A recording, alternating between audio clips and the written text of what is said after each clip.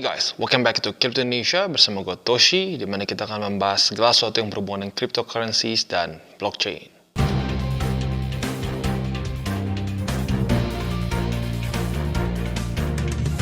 Oke guys, jadi pada hari ini kita akhirnya akan update lagi mengenai token-token Metaverse. Seperti biasa, kita akan membahas mengenai blue chipsnya yaitu Mana dan Sandbox ya. Lalu juga akan ada Racha lagi setelah sudah sekian lama absen. Lalu akan ada X Infinity, Alice, dan Really. Ya, jadi bisa dibilang nyaris semua yang pernah kita bahas.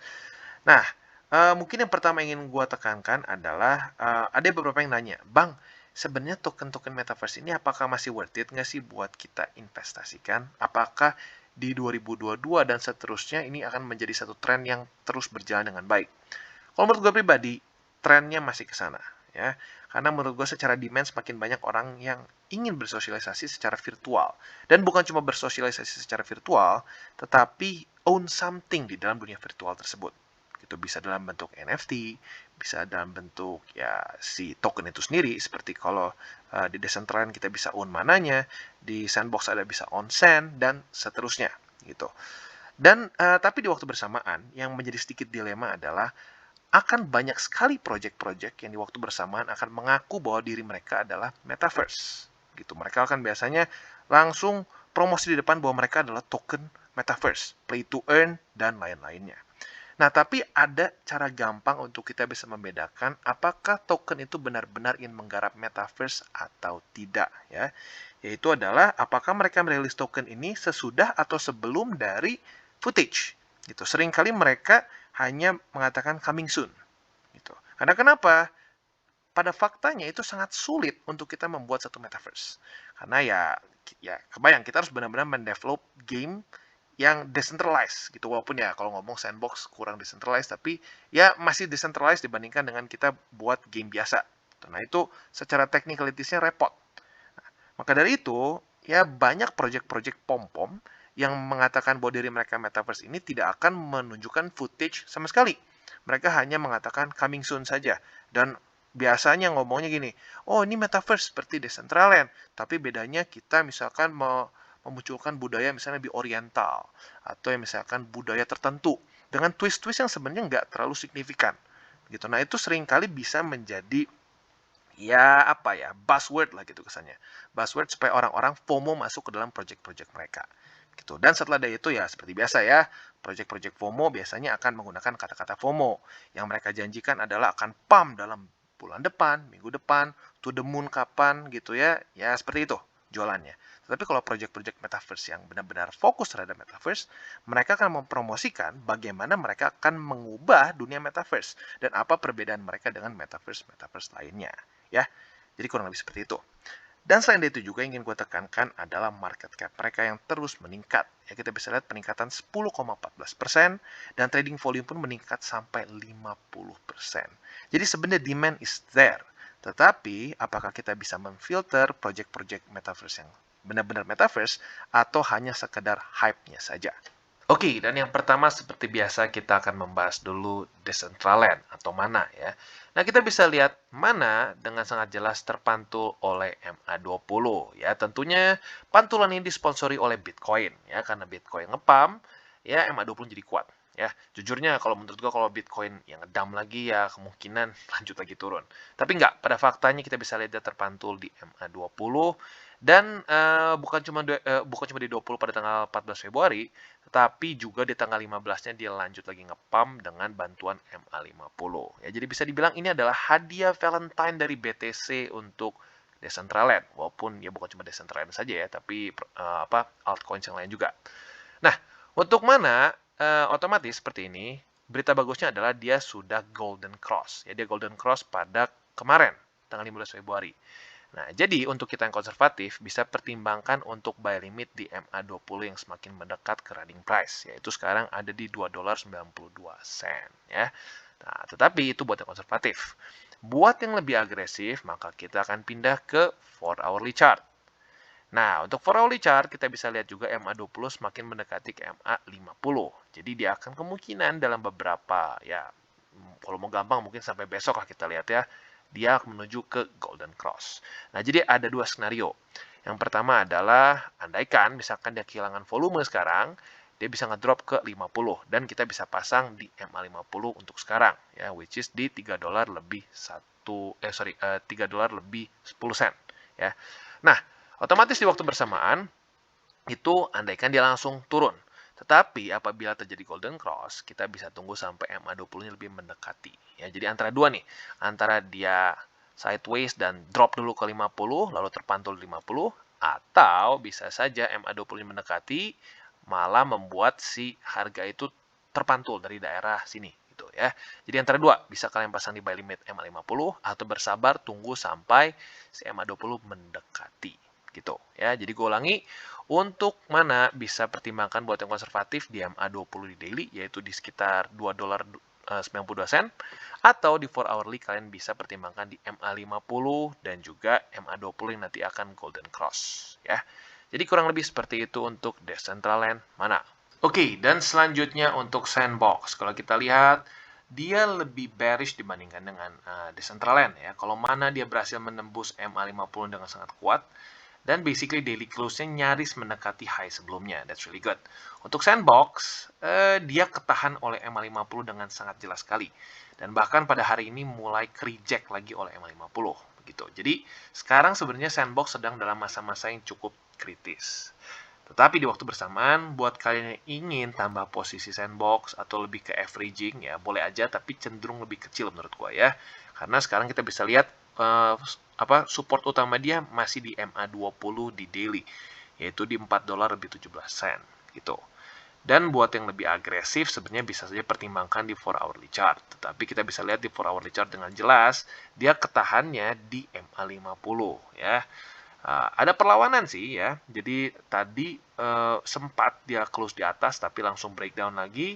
Tapi ya untungnya nggak langsung dibawa ke bawah sih. Jadi masih ada ya perlawanan. Jadi mungkin buat kalian yang lebih agresif boleh pertimbangkan untuk tambah posisi apabila Sandbox bisa berhasil mereclaim MA50 di 4 hourly chart. Jadi mungkin kurang lebih seperti ini ya. Dia close di atas MA50, konsolidasi, dan terpantul lagi 50 baru kita tambah posisi di situ. Tapi baik lagi, ini untuk yang lebih agresif. Buat yang lebih konservatif boleh pertimbangkan di MA20. Gitu ya. Jadi kurang lebih seperti itu untuk Sandbox, dan walaupun not bad ya, tetapi di waktu bersamaan ini bisa ada kemungkinan main pingpong antara 50 dan 20. Nah, kalau sudah pingpong ya kemungkinan besar itu akan sangat terpengaruh sekali dengan BTC. Apabila BTC ya mulai ngambek ya, yang secara TA lebih jelek kayak gini dan beringan dengan mana, kemungkinan besar dia akan lebih gampang drop gitu ya. Jadi kurang lebih seperti itu untuk Sandbox. Dan kalau untuk weekly-nya kita bisa lihat ya, dia minimal masih bertahan di atas di MA20. Sama seperti juga mana ya, sama-sama masih bertahan di atas MA20. Walaupun minggu lalu sempat tipis-tipis nyaris kena. Ya. Jadi kurang lebih seperti itu Sandbox. Overall masih not bad. Dan kadang-kadang gini, banyak yang nggak sadar bahwa walaupun benar ya Sandbox dan mana sudah sempat, ya drawdown-nya lumayan sih kalau kita lihat dari all time high, sampai ke bawah sini sempat 68%. Tetapi di waktu bersamaan kita bisa lihat MA20 di weekly-nya masih cukup tangguh gitu. Jadi ya gue sih ya masih lumayan oke-oke aja menurut gue secara TA. Oke, dan selanjutnya kita masuk ke Radio Caca atau Raca ya. Nah, kita bisa lihat kalau Raca ini dia masih struggling ya, dia masih cenderung struggling. Dimana pada tanggal ini ya, sebenarnya waktu kemarin BTC ngepump ya, di tanggal 5 Februari dia ikutan ngepump. Tetapi dengan sangat jelas sekali dia reject oleh MA50, sehingga pada tanggal 11 Februari dia pun kembali breakdown tembus MA20. Nah, otomatis di waktu bersamaan ya, walaupun sekarang kembali lagi dia retest, tapi ya nggak terlalu kuat secara momentum, jadi tembusnya tipis-tipis gitu. Nah, biasa kalau tembus tipis-tipis suka breakdown lagi. Nah, jadi untuk Raca kalau gue pribadi wait and see ya, karena sampai sekarang walaupun ya dari tanggal dari Januari lah dia mulai membuat satu pola reversal sih ya, dia mulai memecahkan lower low, dia mulai membuat lower high di sini, tetapi ya dia secara movement masih sedikit sketchy gitu. Nah, mungkin yang harus kita pertimbangkan adalah apabila dia mulai daily close kembali di bawah dari segini 0,00191 ya. Kalau dia mulai close di bawah dari sini, berarti secara struktur dia mulai pecah, alias lower high dia, ya, higher low dia mulai ketembus dengan lower low lagi. Nah, artinya apa? Artinya kembali lebih bearish ya. Jadi kurang lebih seperti itu untuk radio Caca atau Raca ya. Dan ya kalau kita bisa lihat ya sekilas, yang paling menderita dari token-token Metaverse adalah token-token yang masih cenderung kecil si market cap-nya. Kenapa? Kadang-kadang gini, bukan purely hanya fundamental mereka. Kadang-kadang bisa saja orang menghilangkan resiko gitu. Mereka melihat bahwa token-token seperti Raca, Really, Solis itu sebagai token-token yang masih resikonya besar dan memang indeed masih besar karena market cap mereka masih jauh lebih kecil dibandingkan blue chip seperti Sandbox dan Mana. Maka dari itu, kalau kita bandingkan dengan Sandbox dan Mana, drawdown-nya lebih ekstrim dan support-support yang ketembus pun lebih ekstrim juga gitu. Ya, jadi kurang lebih untuk Raja seperti itu. PR dia adalah kalau bisa ya jangan sampai dia jebol lagi EMA20 dan amit-amit kalau sampai jebol, PR selanjutnya adalah jangan sampai dia close daily lagi di bawah dari titik ini ya.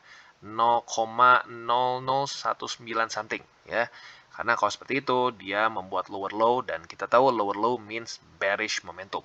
Oke, dan selanjutnya kita masuk ke Axie Infinity. Nah, untuk Axie Infinity kita bisa lihat dengan sangat jelas dia ke-reject pada tanggal 7 Februari oleh Bollinger Band ya.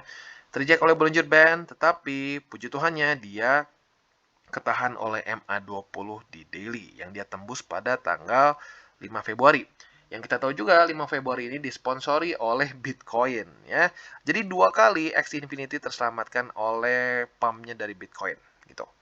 Nah, untuk sekarang kita bisa lihat bahwa ya main issue dari Axie Infinity adalah atau main resistance dia adalah MA50 which is di $67 lebih 34 sen.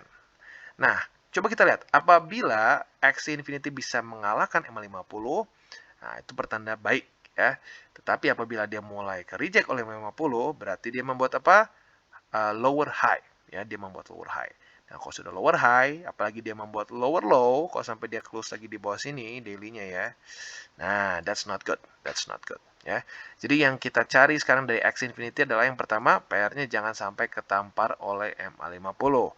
Kalau bisa close mulai di atas dari MA50 dan kalau bisa di waktu bersamaan close di atas dari kurang lebih $68. Kalau lebih aman ya close di 69 sampai $70 di daily-nya. Supaya apa? Membuat higher high. Dimana kita tahu apabila satu aset mulai membuat higher high dan higher low, maka dia akan kemungkinan besarnya reversal. Gitu ya. Jadi kurang lebih seperti itu untuk Axie dan kalau di weekly-nya kita bisa lihat ya, dia masih ya jauh dari MA20 ya, masih struggling. Jadi ya well dibilang bagus banget juga enggak dan kalau kita lihat secara drawdown lumayan juga ya, sempat paling dalamnya itu sampai 72% gitu ya. Jadi gini, mungkin beberapa dari lu masih bingung ya kan kayak Sandbox Mana, gue bilang itu masuk ke blue chip. Tapi kenapa drawdown-nya tinggi banget gitu. Nah, jadi gini, kalian harus bedain blue chip crypto in general seperti BTC dan ETH dengan blue chip dari Metaverse. Gitu. Jadi itu dua hal yang berbeda. Blue chip Metaverse ini spesifiknya hanya dalam token-token Metaverse saja. Gitu. Jadi ya seperti yang kalian lihat, semakin kecil, semakin gak blue chip ya semakin besar juga drawdown-nya ya. Otomatis kalian juga bisa lihat Raca drawdown-nya even worse ya. Kita cek ya, Raca dari posisi tertingginya di sini sampai paling rendahnya, week terendah kemarin tuh sampai 80 berapa nih? 88% begitu ya. Jadi makanya untuk Metaverse sendiri in general secara resiko tentunya lebih besar dibandingkan dengan ya BTC dan ETH gitu. Jadi kan tetap harus tahu resiko itu ya. Oke, dan sekarang kita masuk ke Alice. Nah, untuk Alice kita bisa lihat dia secara price action sedikit mirip seperti Sandbox ya. Bedanya kalau Sandbox dia ada dua resisten, MA50 dan ini tadinya itu support ya, support yang becomes resistance. Nah, kalau untuk si Alice dia ketamparnya oleh Bollinger Band yang berkombinasi atau berkonfluence dengan struktur resisten ya, yang tadinya sayangnya adalah support. Nah, di waktu bersamaan sekarang kita bisa lihat dia mulai retest lagi daerah yang sama. Tetapi ya otomatis dengan yang kita lihat real time seperti sekarang, dia nge-wick ya, alias daerah sini masih cukup menyeramkan bagi Alice. Ya, jadi tentunya PR dari Alice adalah dia bisa mulai close daily di atas dari $9 lebih 19 sen, which is cukup dekat ya, dan memungkinkan untuk dia bisa close di atas itu ya. Jadi PR untuk Alice, kita coba lihat ya. Yang pertama adalah close di atas $9 lebih 19 sen. Dan yang kedua adalah kalau bisa di waktu bersamaan, close juga di atas MA50 yang ada di $9 lebih 40 sen. Ya, kalau mulai dari situ dan dia sudah mulai bisa close daily di atas itu, semoga saja price range dia mulai berubah ya. Kalau di sini kan gagal nih, gagal karena BTC waktu itu ngedump. Nah, moga-moga kalau BTC nggak bete ya, dia bisa mulai konsolidasi di sini dan terpantul di daerah yang tadinya resisten ini ya, mengubah resisten menjadi support. Jadi kurang lebih seperti itu untuk Alice. Sebelum sampai sana, gue sarankan untuk lebih baik tunggu dulu gitu. Karena kalau sampai ini gagal terus ketembus ya si struktur ini, maka masih bisa terus lower low ya, which is kind of bad.